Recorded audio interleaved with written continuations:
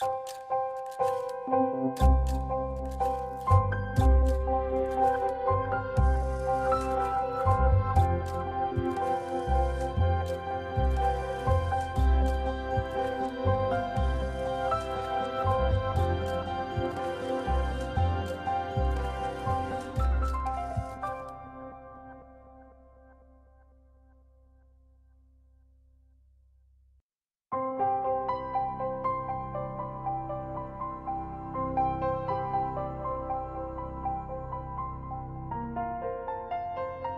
world of the wildlife photographer is a very different one to that of the landscape photographer, although there are a few similarities. I've come to the Western Isles to meet a friend, Laurie Campbell. Laurie has made a career out of photographing wildlife for over 20 years. We're on the Isle of Harris, and although we only have a couple of days, I'm sure we'll achieve a great deal.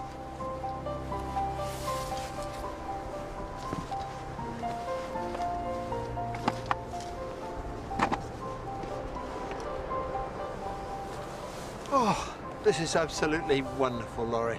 I was wondering whether we might see whales or otters and things like that. Do you think there's a chance? Yeah, the good news, Charlie, on the whale front is that we're here in Harris in sort of mid-July, and this is a really good time of year to see cetaceans, whales, dolphins, porpoises and so on in the waters around here. Most likely one you're going to see is the minke whale. Though having said that, they don't really do much. You see sort of a back going over and a fin. So it's all about identifying fins really to differentiate between different species. Right time of year for a minke? Yeah. It's all to do with the movements of fish and so on, like mackerel and sand eels. Another option is to get out on a boat, because there are quite a few operators that will take you out whale watching in the Hebrides, and I'm certain that they all speak to each other, and it's this local knowledge from day to day, knowing what's around. Yes. And they can give a guarantee, some certainty of what species you're going to see.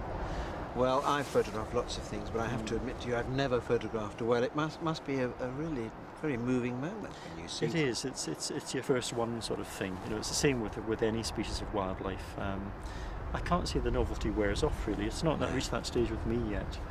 But and the other nice thing about minkies is that they're often quite curious. So it's not just enough about being out in a boat. It's having an operator who understands how to approach the whales, and often the answer is just to let the engine idle and just to drift up to them, and they will often come to you. And I've seen them right along the side of the boat, so it's a wide-angle lens job. Oh, how things marvelous. like that. Yes, the one lens you wouldn't expect to use for wildlife. And what about, might we see an otter? Yep, otters again. I mean, as it happens, at this time of day when we've got a low tide, this is a pretty good time of day, because otters, their movements tend to, at least when they're feeding, revolve around the tides. They're more likely to hunt on a falling tide or at low tide. And I reckon that there's more weed exposed, and that they find a lot of stuff down on the shore and amongst the kelp beds and so on. And then when the tide starts to rise, they'll come off somewhere, say up this burn, and they'll go off. And actually the shelter can often be quite a distance from the sea. And the other thing is that they need access to fresh water in order to wash the salt off their fur. Although they spend a lot of time in the sea, studies have shown that if they're left with salt on their coats, they're pretty miserable. They need to wash it off, so they're not really truly adapted to live in the sea full time. And if we were going to try and photograph some otters, I guess the first thing we'd need to do is find out where they've been and look for tracks of some kind. Yep, get to the right habitat, check that the tides are okay, and then it's the subtle signs, so the footprints and so on, which on this soft sand up the side of the burn, if they have gone up there, you probably see some sign of them. I'm raring to go, Laurie. Right, shall we do that then? Let's go, yeah. Super. Right, you lead the way. Okay.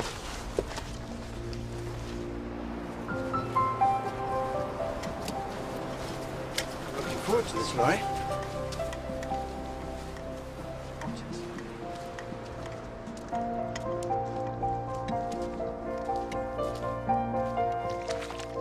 Well, sadly there are no tracks to be found. Not yet, anyway. That's disappointing, as tracks really give you the vital clues in the search for your subject. If serious about wildlife photography, one of the first things I suggest you buy is a small pocketbook that shows you all the different types of paw prints and tracks. plan is to put a hide-up of some sort. So, no tracks. But Laurie is keen to set me up with as much info as I can take in. That way, I can apply the knowledge later when I'm out photographing on my own. Well, wildlife photography seems to be an enormous amount about anticipation, doesn't it? Yeah, and knowing the ground really, doing a bit of research. So, but even negative results, you often learn something. You sort of ask yourself, well, why didn't you see such and such a bird or something? So sure. As long as you can learn from that, and hopefully not make the same mistake next time. It's a lovely sun. It sounds like an oyster catcher. Oyster catcher, yep. Wonderful. He's probably got a youngster vivid beak around here. Do you think she's concerned about us? Probably, maybe? yep. I suppose you really stick out coming over the skyline like that. Something I care hugely about is not disrupting any of the wildlife here on the island. I know Laurie is going to give me some good tips on photographing, but not disrupting. One technique he's going to show me is hide building. The best photographs I've seen of wildlife are the ones that have been taken when the animal was not in any way aware of the photographer's presence.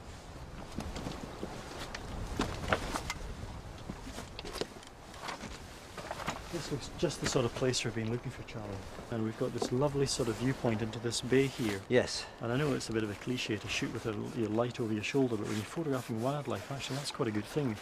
In effect, wildlife looking into the light, they don't see you so well, so long as your background is broken. So I think we should put the hide here. Right. First thing we'll do though is just crouch down, just to confirm we're okay. in the right So spot. our position. Yeah, we would because obviously, when the hide's not this high, the hide, time we're sat down and we're going to have a viewpoint about here. Sure. So given that hawk-ear, otters, oyster catch or whatever is going to come in this area here, right, we just want to check your sort of perspective, if you like. Yeah. So this is about a level. I think that's quite a nice working excellent level. Yes. The other thing about not having a hide too high is it's obviously going to stick up more, so have a nice low seat in the hide. Sure. Keep the whole thing low, and it's easy to blend in. So we become bits of rock. Pretty well, yeah. Great. Great. Let's set to. Tell you what we'll do first though, I'm a bit worried about all these sort of boulders. We want sort of a fairly even floor. If we can just rearrange them, and rather than just shift rocks and chuck them out of the way, let's use them. For example, if we pop this one up here. Yeah. Yeah. Okay. Now immediately that gives us a bit of cover. Sure. And if we got another one, say,